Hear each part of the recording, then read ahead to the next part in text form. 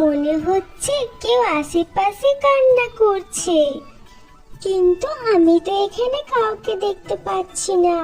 দেখি তো আর একটু সামনে গিয়ে।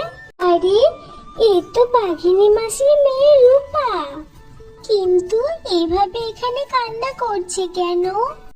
রূপা, এই রূপা, তুই এইভাবে কান্না করছিস কেন? বাঘিনী মামের কি কিছু হয়েছে?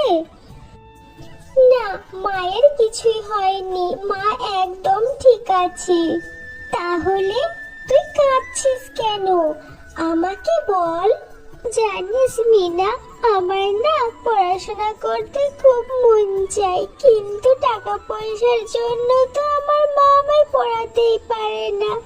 আরে দূর পাগলি, এর জন্য আবার কেউ কান্না করে নাকি? তুই আমার সাথে আমাদের বাড়ি চল, আমার মা তোকে ঠিকই সাহায্য করবে। এখন চল তো, আর কান্না করিস। ও মামা, দেখো কাকে নিয়ে এসেছি।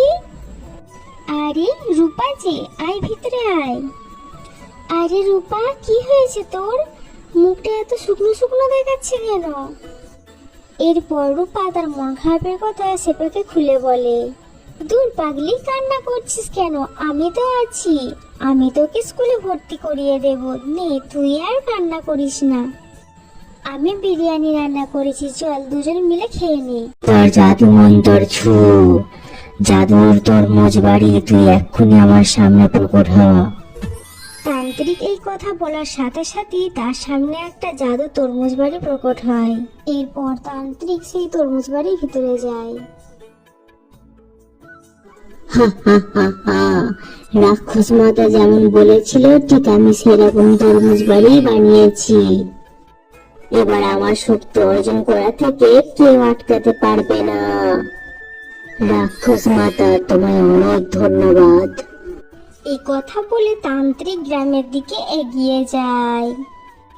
দূর, আর ভালো লাগে না। সেই 1 ঘন্টা ধরে দাঁড়িয়ে আছি, এইখান দিয়ে কি কোনো পশুই যায় না? কিভাবে যে তাদের নেব, দেখি তো আর একটু দাঁড়িয়ে। হাট্টিমা টিম টিম, তারা মাঠে পারে ডিম, তাদের খাড়ায় দুটো সিং। আরে হাট্টিমা টিম টিম। আরে আরে, এই তো পেয়েছি, বাঘিনীর বাচ্চা পেয়েছি। এই কথা বলে তান্ত্রিক রূপার কাছে যায়। আহারে পিচ্চি মেয়ে, তোমায় দেখে আমার বড্ড কষ্ট হচ্ছে। কেন? আমায় দেখে আপনার কষ্ট হচ্ছে কেন? আর আপনি এবার কে? আমি একজন তান্ত্রিক, আমি সবার ভাগ্য পরিবর্তন করতে পারি। সত্যি? তাহলে আপনি আমার ভাগ্য পরিবর্তন করে দিন না। দেব, তোকে অনেক বড়লোক বানিয়ে দেব। তুই এখন আমার হাতের এই ফলটা খেয়ে নে, দেখবি সাথে সাথে তুই অনেক কোটিপতি হয়ে গেছিস। এরপর রূপা ফলটা খাওয়ার সাথে সাথে সেখানে জ্ঞান হারায়। আর তান্ত্রিক তাকে সঙ্গে সঙ্গে সে জাদু তরমুজ ঘরে বন্দি করে রেখে আসে। প্রতিদিন তান্ত্রিক একটা করে বাচ্চা কিডন্যাপ করে তার তরমুজ ঘরে বন্দি করে রাখে। একদিন শিফা তার মেয়ে মিনাকে বলতে থাকে, কি রে মা মিনা, তোর মন খারাপ কেন? কি হয়েছে মা, শরীর খারাপ? আজ স্কুলে যাবি না? কি হলো বল। মা, আমি আর স্কুলে যাব না। জানো, কয়েকদিন থেকে পারুল, পিন্টু ওরা কেউ স্কুলে যাচ্ছে না। আমি ওদের বাড়ি গিয়েছিলাম, ওদের মা বলল ওরা নাকি বাড়িতে নেই। কি বলিস এসব? বাড়িতে নেই, স্কুলে যাচ্ছে না, তাহলে ওরা কোথায় গেছে? আমি জানি না মা, আমার কিছুই ভালো লাগছে না। মিনা মন খারাপ করে বসে পড়ে আর শেফা ভাবতে থাকে। এইভাবে আরো কয়েকদিন কেটে যায়। একদিন তান্ত্রিকের ডাকে তার রাক্ষস মাতা তরমুজ বাড়িতে আসে আর তান্ত্রিককে বলে, কিরে তান্ত্রিক, 10 জন পশুর বাচ্চা জোগাড় করতে পেরেছিস? না মাতা, এখনো একজন বাকি আছে। তাহলে হাত গুটিয়ে বসে আছিস কেন?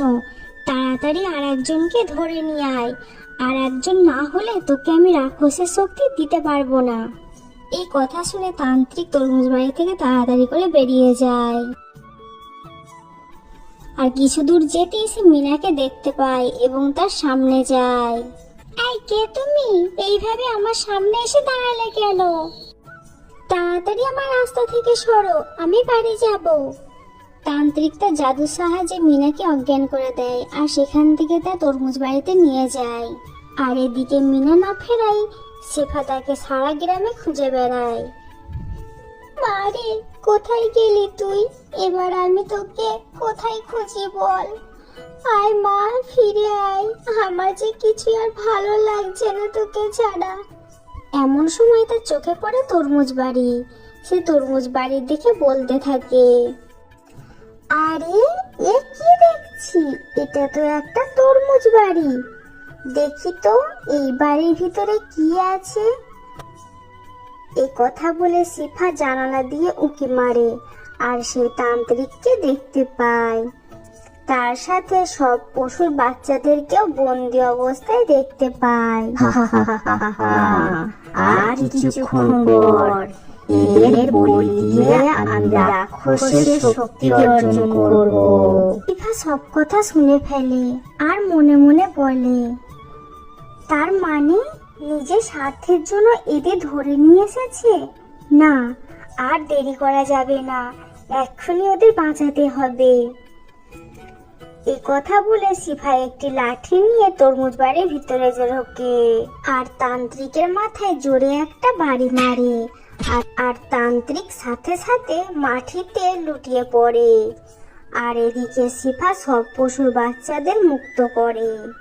মা, আমি জানতাম তুমি আমাদের সবাইকে বাঁচাতে আসবে।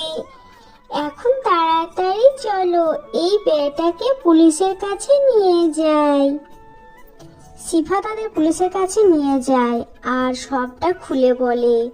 পুলিশ অজ্ঞান তান্ত্রিককে ধরে নিয়ে যায় আর গ্রামের সবাই এই দুষ্টু তান্ত্রিকের হাত থেকে রক্ষা পায়। তো বন্ধুরা, আজকে আমাদের এই